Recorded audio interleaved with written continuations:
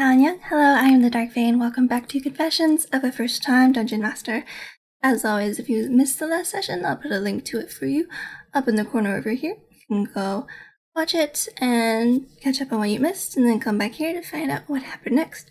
We are now on session 30. So let's begin. Okay, so last time we left off, they're on the ship kind of taking a rest, waiting for kind of the signal to go and fetch their Viking friends. A little defeated, a little weary, a little tired, low on resources. They're kind of resting, and so the members who were rowing, since they didn't get a short rest, Basil and Ivar, I believe, they decide to stay on the ship to kind of complete a rest while the other three, Umrik, Valkyrie, and Tyrell, kind of go back underwater since they've still got water breathing, and go and fetch their Volga allies. So they head down and towards the original ship that they were going to search. So this one has three villagers, or fishermen, I suppose, who are down there kind of searching. They kind of descend, they come upon a ship that's been split kind of into three different parts, and like debris and rubble debris kind of scattered about. They do also find that there are some bodies of like these fish-esque humanoids. These are Sahagin,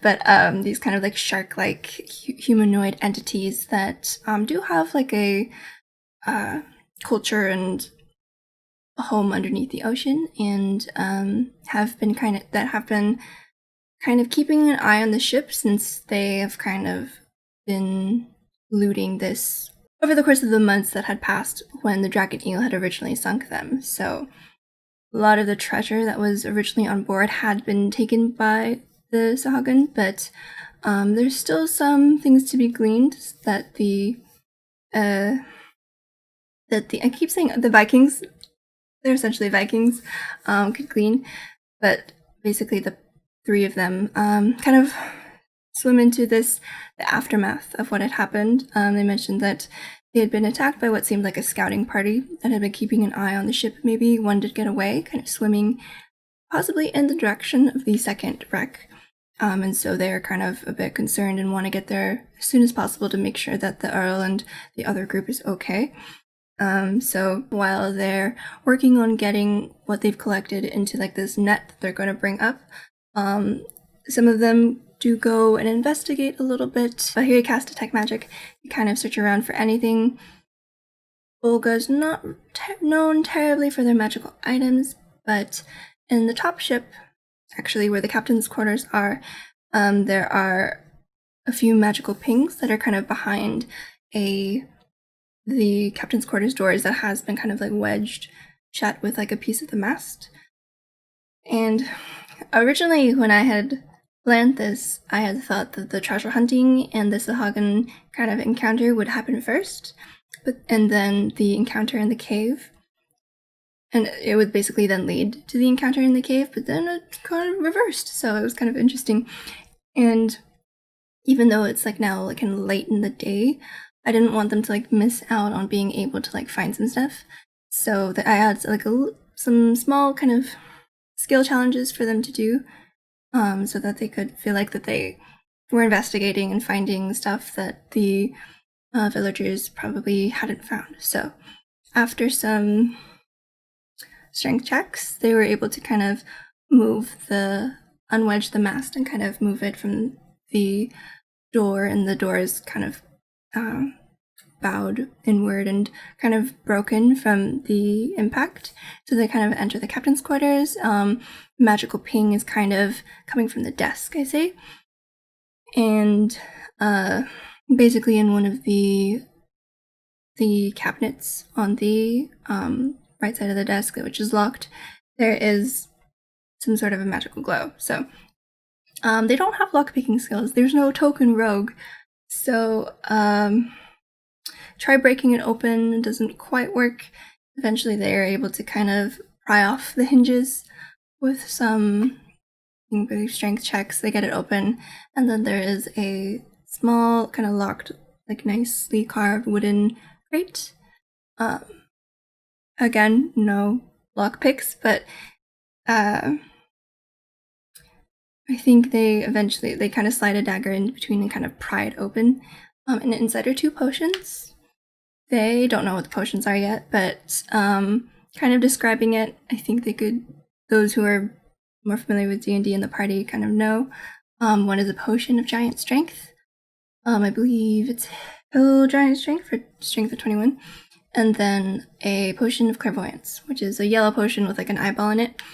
And then Valkyrie also finds like a little bag that has something jingly inside. After that, they kind of make haste to get back up to the ship. Umeric casts water walking up on the net, and they all kind of grab it and Umeric casts water walking, and they all kind of grab the net and like shoot up towards it. I didn't make them like roll strength to like keep this stuff above seawater. I figured it's with 6 of them now, it's easy enough. So haul it back to the ship, and Kartab, the captain, he sets sail for the other wreck.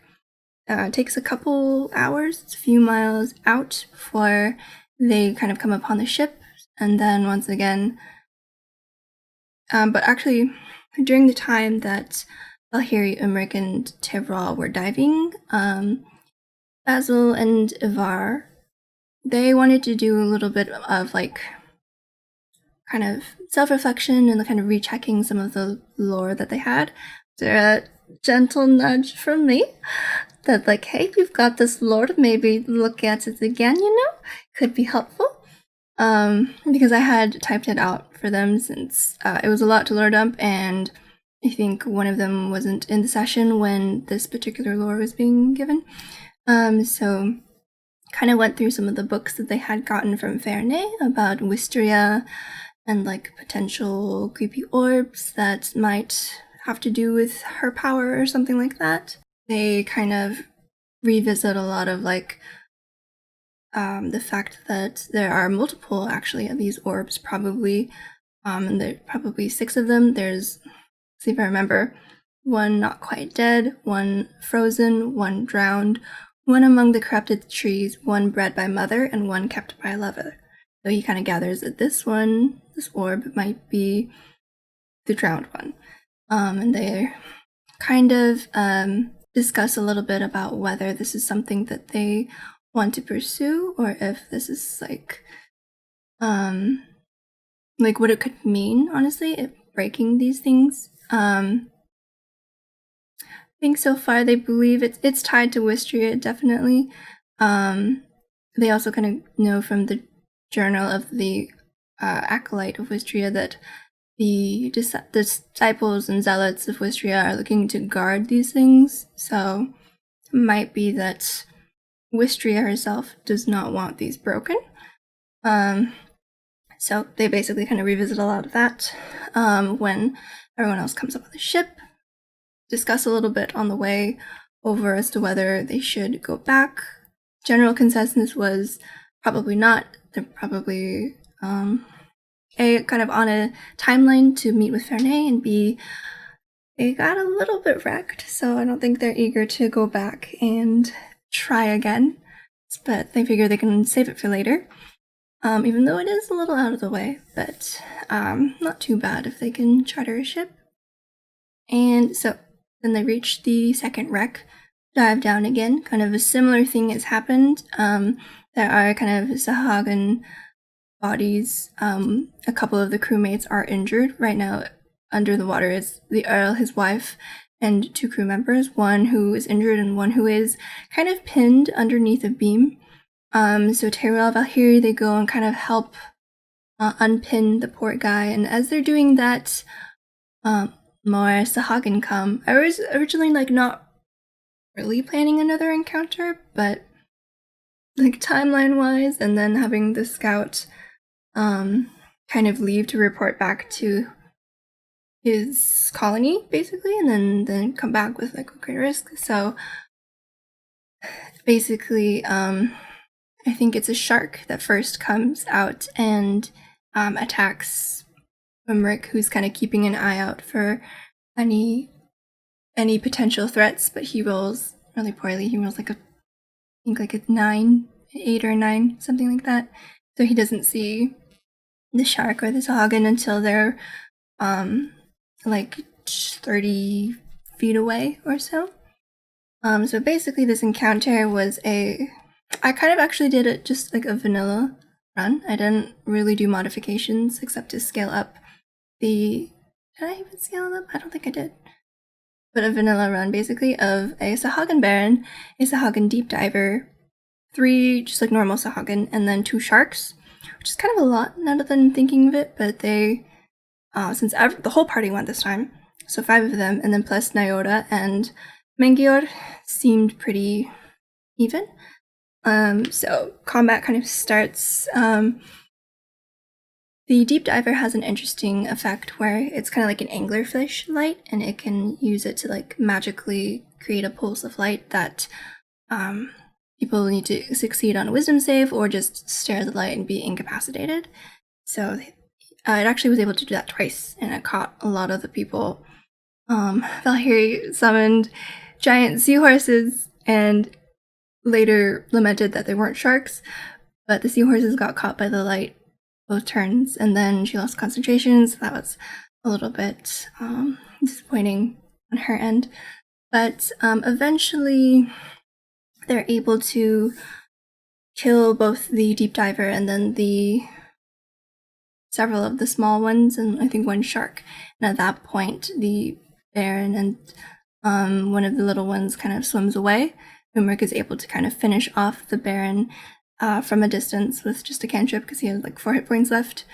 So now I think my players, definitely the spellcasters, or at least cleric, and bard, realize that it's hard to do combat when you're tapped. I don't think they've ever really had a situation where there wasn't a chance to rest or long rest in between like 2 decently difficult combats where they felt like they needed their spells. So I think, I don't know, hopefully maybe they'll think more about like conserving spells or like managing their resources a little bit more. So that would be good if, in case something like this does arise again, which it might in their next quest. But so after I think Umric actually no, this battle was pretty tense. I'm downplaying it a little bit much. Umric got to 1 HP, and Basil actually went unconscious again and had lost a death save. So he got healed like at the very last second because he was like surrounded by like a shark and like 2 Sahagin, I think, or something like that. So it was definitely, I feel like this encounter, if they had been at full, would have been pretty okay, like pretty easy. But being depleted and being not at, like kind of tapped, that made it a lot harder. So it can be dangerous. But anyways, so a similar thing, with the Sahagin attack, they don't really waste any time treasure hunting. They just kind of grab what's been gathered and again water walking up and get on the ship. And kind of with all of the revisiting of lore and discussion and like the combat, which took quite a few rounds actually, that was actually about where we ended the session. Right before they kind of took their long rest on the way as the ships are kind of sailing back to Bolga. Now for next time, thinking that since their next quest is with Ferney, some stuff to kind of prep there, and it'll be interesting. I'm not sure exactly how like into the quest with Ferney that they are, or if they're just doing it because, oh, she's Ferne, or if because like they're actually interested in what's going on in Prill and Osganthan. So that'll be fun to prep though, because I've got like a whole another thing, like kind of similar themes of like nightmares and madness and stuff. So we'll see if hopefully they're not like tired of it and like are expecting something totally different, only to have like a similar kind of thing again. I do have my reasons for it. And I had actually planned this before they had even arrived in Bulgur, because Bulgur was not even a city. Like a few episodes ago, I had made it up for when these bandits attacked. And then, so yeah, hopefully they're okay with like the continuation of this kind of a theme. I've got a lot of lore to figure out, but it'll be good. So, anyways, thank you so much for watching. I hope you enjoyed. And don't forget to like, comment, and subscribe for notifications when I put out new videos. The next one, we've already played, so I'm really excited for that one. But, well, that one will be out soon. So I'll see you in the next one. Bye!